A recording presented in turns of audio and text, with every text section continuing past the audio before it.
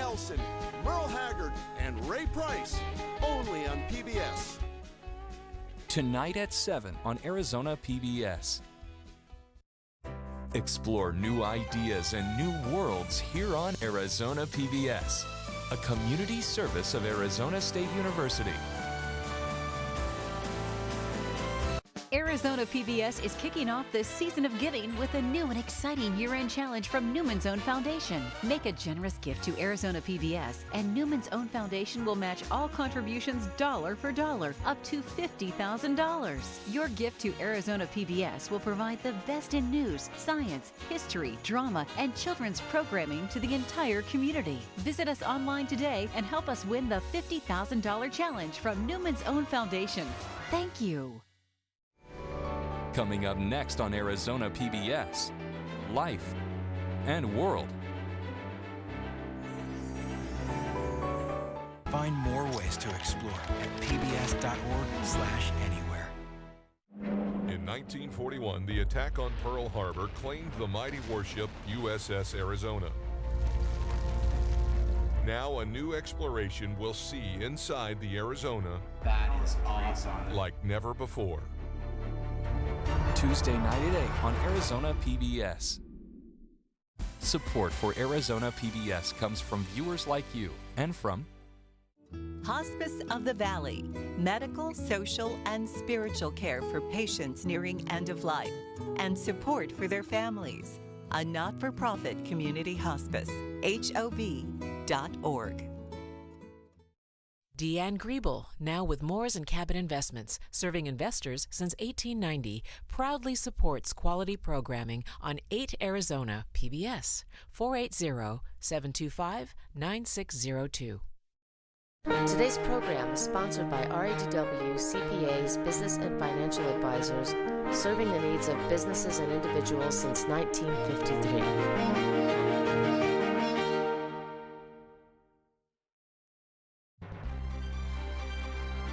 From the Cronkite Studios in downtown Phoenix, this is Cronkite News.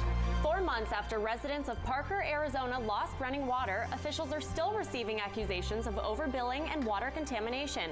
A Cronkite News investigation shares its findings. Plus, prescription monitoring and naloxone access are 2 features of Arizona's plan to fight opioids.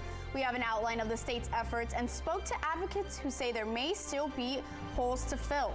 And Cronkite News caught up with outgoing and incoming representatives as they celebrate some year-end traditions on Capitol Hill.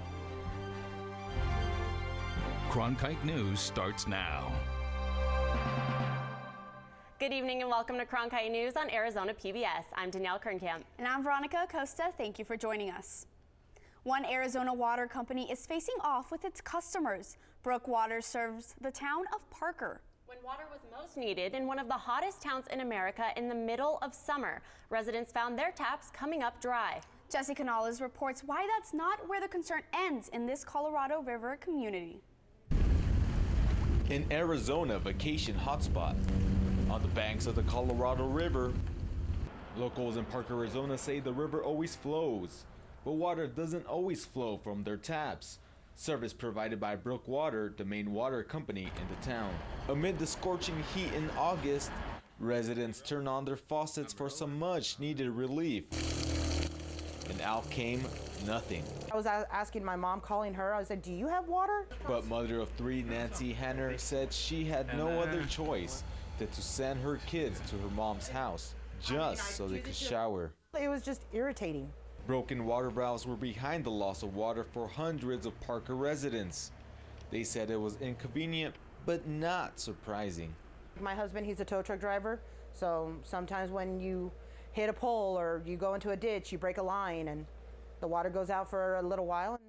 The complaints didn't end in August. In fact, they began before summer and continue.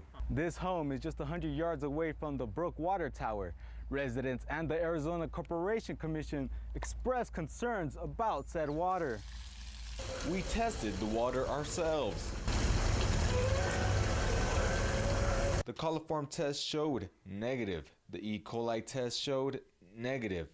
And the pH balance of the water just met the minimum EPA standards with an 8.0. Water quality was one of the main complaints from Brookwater customers. We won't drink it. I won't feed it to my animals. Many of Brookwater's pipelines are old pipelines made from asbestos materials. When we tested the water, we found the asbestos levels were acceptable under federal standards. But the water quality isn't the only dissatisfaction some people have. I think we all have about the same issues, actually. My bills are always screwed up. Paying their bills is just as complicated since there's only two ways to pay. One is by mail to a Bakersfield address. The other is through a customer service number located outside the country. You call the 1-800 number, you get Costa Rica. Brookwater President Robert Hardcastle said in a letter to the Corporation Commission the company worked hard to restore service in August. He also spoke out at a November 3rd Corporation Commission hearing about the accusations, saying the company is familiar with some of the complaints and are working on them. We've got a very lengthy laundry list, if you will. We've got dozens of parts, if you will, in motion all at the same time. Also at the meeting, the Arizona Corporation Commission said they will look into complaints and there may be some repercussions for Brookwater if they decide the company is not up to standards. Put in a interim manager to basically take over the management of the operation and get it up to what we would consider acceptable standards. Hardcastle said he would interview with us after speaking with his customers. He was rude. But when we approached him after the Corporation Commission hearing, he refused. Can we take a moment of your time? Okay, all right. Is there any way that we can reach out anybody with your company? We reached out to Robert Hardcastle for a comment through email today, and he did respond to several of our questions. He says they are having water tanks inspected to determine, quote, what remedial treatments is recommended, if any. Based on the findings of that report, we will proceed expeditiously, unquote. He also says Brookwater is complying with the orders and directives from the Corporation Commission. The Corporation Commission says the next steps that will be taken are for the residents to testify in front of an administration law judge. They'll be subject to cross-examination by Brookwater so both sides can have a fair hearing.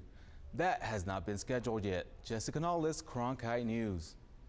Arizona is usually ahead of the game nationally when it comes to fighting opioid addiction, according to the National Association for Model State Drug Laws. But advocates say there's still more to be done. Reporter Anthony Marroquin took a look at what's going on in Arizona legislature to stave off the epidemic. How to best prevent drug abuse has always been a contentious topic, and the opioid epidemic is no exception. I talked to some of the most influential voices in Arizona to see how they're working together to change and keep Arizona in the fight. Everyone has an addiction to something, whether that be using substances, not shopping too much. It all stems from that lack of feeling great. Addiction is nothing new in Angie Guerin's life. Growing up, she says it seemed like everyone around her was abusing some substance, but she never imagined following doctors' orders would put her on the same path. I was completely and totally addicted. I had no clue.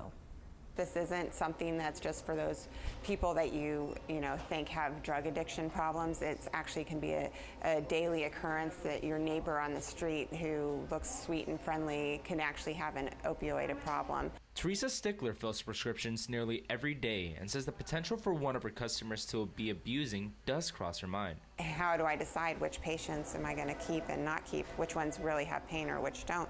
I assume the doctor knows which patients really have the pain. The best way to crack down on these excessive sales is to have doctors check to see if the patient they're giving a prescription to has gotten prescriptions from other physicians. And that's what the monitoring system is all about. This year, the state legislature implemented a mandatory prescription drug monitoring program and facilitated access to the opiate deterrent naloxone.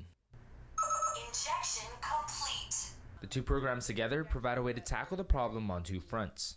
One decreases the possibility of an excess of pills on the street. The second provides an emergency help to those at risk of overdose, and both do it without overstepping doctor-patient relations. I think we've gone pretty far, so we're going to ease our way into the ones that may not require, a full 50 caliber attack.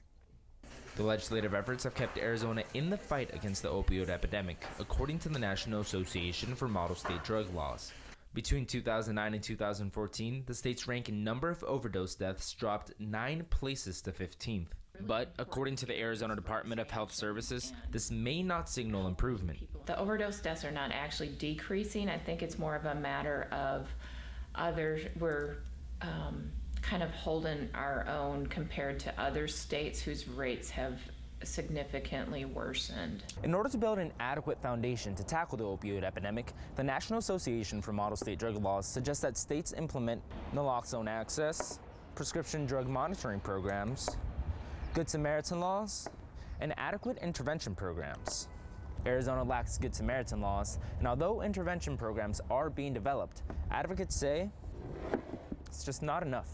We say that we care about people's lives, but we're pretty quick to lock them up as well. Advocates say Good Samaritan laws save lives by building trust between drug users and law enforcement. What we're trying to do is increase people calling for help. It's just like with a heart attack, the difference between survival and death is how soon you get help. The legislation has been proposed in the state before, but opinions on how and if it should be implemented have blocked its passage. Still, one thing everyone agrees on is that the most important program to push forward is one that educates the public on drug abuse and helps Arizonans understand everyone plays a role in the problem and solution. I think the biggest negligence lies in society in general. We have created a society where we all deserve a quick fix, and we are all looking for something to make it easier. Cronkite News will take a deeper look into the opioid epidemic when we release our new documentary, Hooked: From Prescription to Addiction, our follow-up to our Hooked Heroin project 2 years ago. It will air on January 10th on all broadcast stations and media outlets in Arizona. In the broadcast center, Anthony Marroquin, Cronkite News. People suffering mental illnesses can also exhibit bad judgment. That sometimes gets them on the wrong side of the law, but there's a program in Glendale that tries to get them help, not jail time. Cronkite News reporter Sarah Lichterman shows us what it takes to graduate. I would probably not be here today. I wouldn't have learned the skills that I know now to cope with my anxiety and depression and my mental illness. Justina Gallagher, diagnosed with PTSD and struggling with substance abuse, was arrested and brought to Glendale City Court after committing a crime while under the influence about 3 years ago. I would get so whacked out that I physically assaulted 2 people. This is where she met Glendale presiding judge Elizabeth Finn. What would happen before is you would have someone picked up, maybe held them on a bond, they'd be brought out a week later, plead guilty, get time served, and then they get arrested for a very similar type offense again. Judge Finn created the Glendale Mental Health Court to help people like Gallagher not only stay out of the court system, but to direct them down a positive and healthy path. We're changing people's lives. We're having them know who to call when they're in crisis or when they're in trouble. We're getting people reconnected with the system, and we're helping keep the community safe. If the defendant chooses to enter the mental health court, he or she must meet with Judge Finn or their case manager every couple of weeks, follow Judge Finn's court orders, and remain stable for at least 6 consecutive months. The incentive for graduating? Having all charges dropped. Although Gallagher relapsed during the program, a year and a half later, she graduated and never looked back.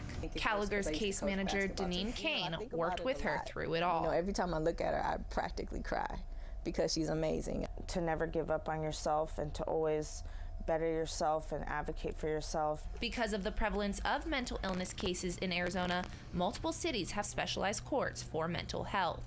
In Glendale, Sarah Lichterman, Cronkite News. On this World AIDS Day, strangers and loved ones remember those lost to the disease through quilts made to never forget them. Quilts are usually used to keep someone warm, but for Peter, they do a lot more than that. They help remember the loved ones he lost to AIDS. It was one of the hardest things I had to do. It took me a year before, after they passed, before I was able to actually sit down and come up with a concept for it and try to bring out who they were. Peter lost his partner and the man who took him off the street to AIDS, but he himself is a survivor. I go through a lot of survival guilt. I go through a lot of long-time survivors what we call long-time survivor syndrome, depression, and especially around this time of the year, it's one of the hardest times for me because they both passed away, one before Thanksgiving, the other one just before Christmas. Today, there are over 49,000 panels, just like the ones Peter made. At this point, the quilt is far too large to be shown in one place. There's just too many sections to be able to show it in one place. And Peter hopes the memory of all those lost lives on. Because I want to make sure people don't forget what we went through in the early days, how hard it was when every other week we were going to another funeral or a burial when we was losing so many people. If you're interested in making a panel for the AIDS quilt, you can go on to aidsquilt.org to get more information. Credit card theft is increasing at gas stations. But one credit union is working with police to detect card skimming patterns. Coming up on Cronkite News, how changes at the gas pumps will protect your credit cards. And while Representative Matt Salmon is finishing his final term, freshman Congressman Andy Biggs and Tom O'Halloran are in the Capitol wishing for the best offices. From Arizona to D.C. and L.A., we are determined to deliver the best coverage in all news across the nation. We are Borderlands. We are legal. We are consumer. We are sports. We are money. We are investigative. We are sustainability. We are Cronkite News. We are Cronkite News. Somos Cronkite News en español. We are Cronkite News. We are Cronkite News. We are Cronkite News. Weekdays at 5 p.m. A box that showed you a world beyond your own. It was just a box, but the world has changed, and so have we. And now the box can be almost any size or shape. And you decide what you want to explore. Anytime, any place. Break out of the box with PBS. When members of Congress leave Washington, it's not always their choice. But one Arizona congressman is leaving Capitol Hill on his own terms for a second time. Reporter Sabella Scalise is in our Washington bureau and has the story of Representative Matt Salmon of Mesa as he nears the end of his 5th term. When Matt Salmon announced in spring that he was leaving Congress, he said he was doing so he could spend more time with his family. But as his time in Washington nears an end, he admitted to Cronkite News that the time he spent with his constituents is what he will miss the most. I loved every town hall meeting that I had, even those where we had people that didn't agree with me. It was an invigorating process. This is not the first time Salmon is leaving the Capitol. Salmon was first elected to Congress in 1994. He kept his term limit pledge and went into retirement after 3 terms. But he felt the call to serve again, and voters returned him to Congress in 2012. Once he was back on the Hill, colleagues said Salmon continued to make a name for himself in domestic and foreign affairs. His expertise and familiarity and knowledge about China and trade issues and security issues has been great for Arizona and great for the country. Salmon this week looked back on the large victories as well as the small during his time here. One of the most important things I got through into law was Amy's Law, the No Second Chances for Rapists, Murderers, and Molesters Act. He will also remember working with constituents, particularly with veterans. I mean, truly the unsung heroes of America. Incoming Republican freshman Andy Biggs said he hopes to continue Salmon's legacy of service. And he really set the tone on getting some things done, and for me, that translates into doing what I promised constituents. But Salmon said, I really hope that my legacy is that I truly fought for the people that I was elected to serve. In Washington, D.C., Sabella Scalise, Cronkite News. As Matt Salmon empties out his office, 50 newly elected members are preparing to move into their home on the Hill. But first, there's tradition to follow. Cronkite News reporter Claire Caulfield is in D.C. with the exciting ritual. Anywhere else in the country, an office assignment is pretty routine. But this is Washington, D.C., where a room isn't just a room, it's a representation of prestige and power. Anxious chiefs of staff, good luck charms, and strategizers packed into a room today for the biannual office lottery. Lucky number 1 was pulled early on by Lou Carrera of California, followed immediately by the former Florida governor's pick. Mr. Christ drew number 50. Tension and excitement in the room grew as the drawings continued. But Andy Biggs, who will represent Arizona's 5th district, felt good about his chances. I feel like I'm a pretty lucky guy anyway, so I don't think I need to do anything special. Which must have paid off as Biggs drew number 19 to cheers.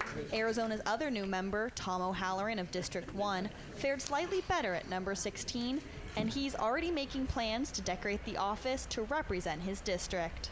And it has the culture of multitude of diversity. And so that's what I want my office to look like. Now, boxes, furniture, and supplies load into the Capitol so the 115th Congress can get down to business come January 3rd. The event today was filled with high fives and hugs, but as some bystanders pointed out, this may be the last time all these congressmen get along. Live in Washington, D.C., Claire Caulfield, Cronkite News. FBI recruits have to pass a rigorous physical fitness test to join the agency. An ordeal involving push-ups, sit-ups, and a lot of running. Coming up on Cronkite News, we sent a reporter to one of these tests to find out if she could make the cut. And we still have this huge dip in the jet stream that's bringing colder temperatures and a chance of rain tomorrow. I track those chances coming up next. 1, 2, 3, 4, 5. 1, 2. I'm always searching to feel like I fit into something. We are the people that we are because of our past.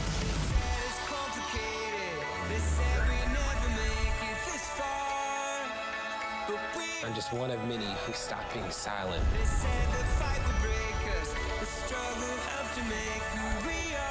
It's just proof of how far we have come. Make sure in all the hustle and bustle, we don't lose sight of why we're here. It all boils down to communicating the lives we live. If you look closely, they've got a story to tell. It connects with you in a very deep way. We wish you love, peace, and soul. Come with us on this great adventure.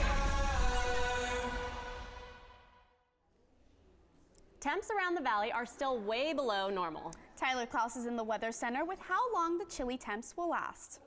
We're still about 10 degrees below normal, 61 degrees right now in Phoenix. Our normal for this time of year is right about 70 degrees, so definitely about 10 degrees below normal. We have 38 degrees up in Flagstaff and 63 degrees down in Tucson. Back here in the valley for the rest of your evening, we're going to cool off to about 58 degrees as you head home for work and for any evening plans. By the time you're going to bed tonight, we cool off to 53, and as a low tonight, waking up tomorrow morning, 7 a.m., 45 degrees with cloudy skies. As we take a look at our forecast, you can really see those clouds really all the way across the state tomorrow morning at 7 a.m. Working through the day on Friday, we get some snow showers that start to form over the mountains north of Phoenix, and a spot shower or two. As we work through the day on Friday, those kind of dissipate north of Phoenix, and then we get some showers down near Tucson. And those will try to bubble up their way towards Phoenix by about 8 p.m. We have about a 10% chance, mainly east of Phoenix at 8 p.m. for a chance of a spot shower or two. I'm not thinking any kind of widespread range, but definitely something that could ruin your evening Friday plans if those do accumulate. Now, working through Friday and into Saturday, the clouds go away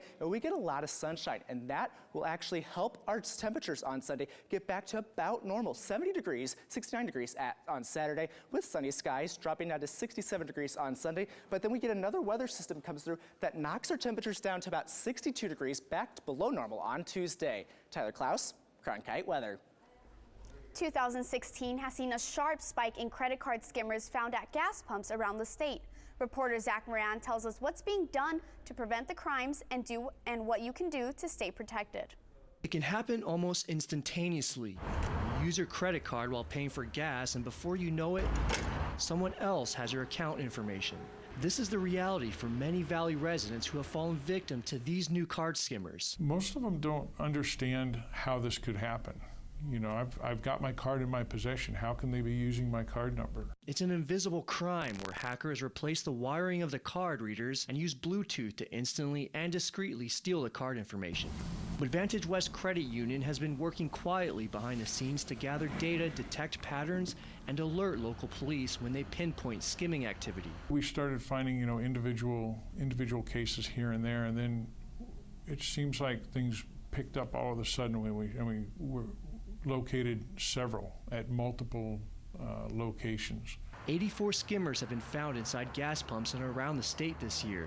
Compare that to 2015, where only 11 were found. Law enforcement has connected some of these cases to criminal gangs from Eastern Europe and Cuba. They say they're taking advantage of old technology while they still can. Right now, it's low-hanging fruit for these criminals to come in and install the credit card skimming devices and get those credit card numbers before everybody starts switching over to those chip readers. Officials say that gas pumps will be switching to chip readers starting October 2017. In Tucson, Zach Moran, Cronkite News. Vantage West estimates that it's prevented nearly $200,000 in fraudulent activity by working with police to remove the devices officials recommend, paying inside when filling up your tank, and consistently checking bank statements for unauthorized use. A physical fitness test is a requirement to become a part of the FBI. Cronkite News reporter Alexis Stucrath went to try out this test to see if she could make the cut as an FBI agent. Not only do you have to be mentally fit to join the FBI, you also have to be physically fit. And today, the media of Arizona got their chance to stretch ourselves to the limit to see if we could pass. FBI recruits are put through a rigorous physical exam. I always wanted to serve the public and do good for others and create a positive impact, and I thought, of all agencies, I would like to try for the FBI. I do think that people think that they're going to do just fine without training for it, and I can tell you, as you will see today, these events, you are going to need to train for it, and train for it in the order that you're going to do them today.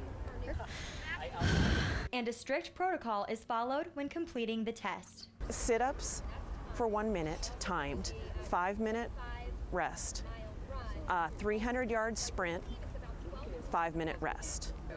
Push-ups to exhaustion, 5-minute rest, and then a 1.5 mile run.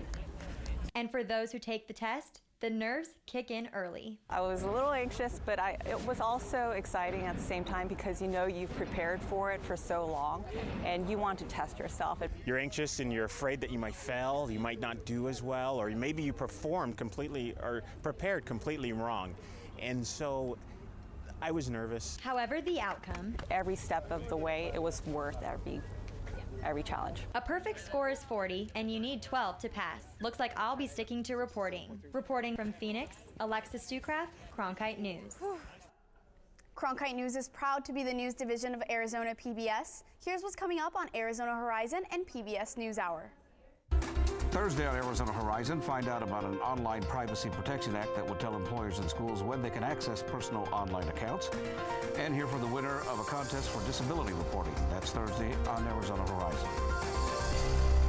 I'm Judy Woodruff on the next NewsHour. A look at life-saving efforts by 2 American volunteers on the front lines of the battle for Mosul. That's Thursday on the PBS NewsHour.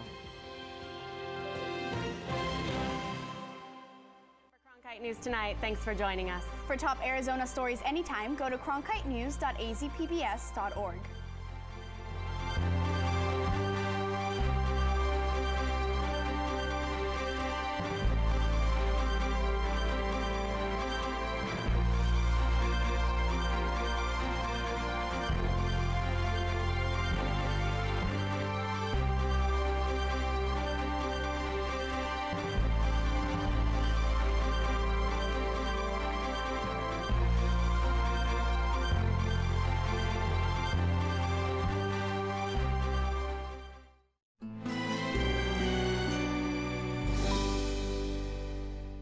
Recording's a really personal matter, and you dig deep and you want to be naked. There's that beautiful point when someone hits it, it connects with you in a very deep way. The power of music will always be massive. It's changed our lives. There's always that piano, that voice, that beat, that guitar riff that's going to save your life. Experience great moments from Soundbreaking. Highlights of the Landmark series on recorded music. Tonight at 8:30 on Arizona PBS. Explore new ideas and new worlds here on Arizona PBS, a community service of Arizona State University.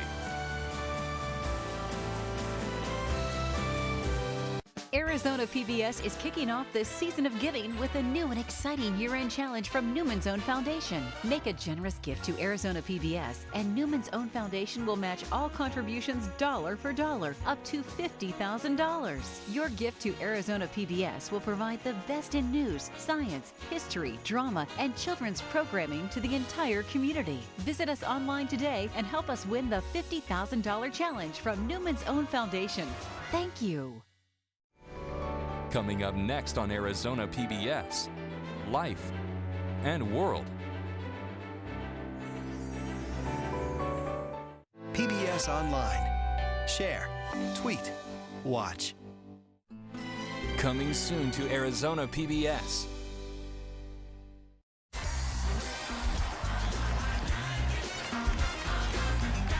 Join PBS for the disco concert of a lifetime.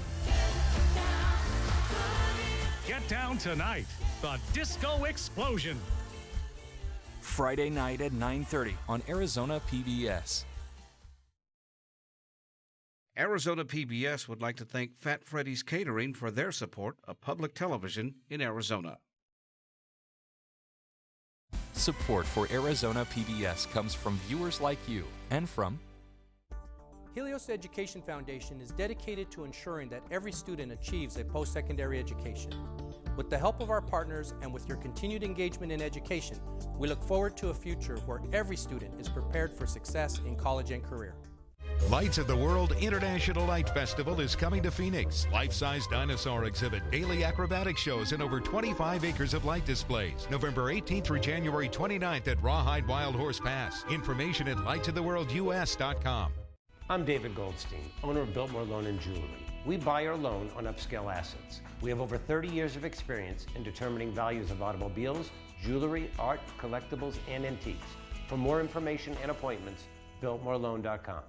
Whitfill Nursery, proud to support Arizona PBS, a Valley tradition since 1946. Over 200 acres of Arizona-grown trees, citrus, and palms. Complete custom design and installation. And Whitfill Nursery still does the digging. WhitfillNursery.com.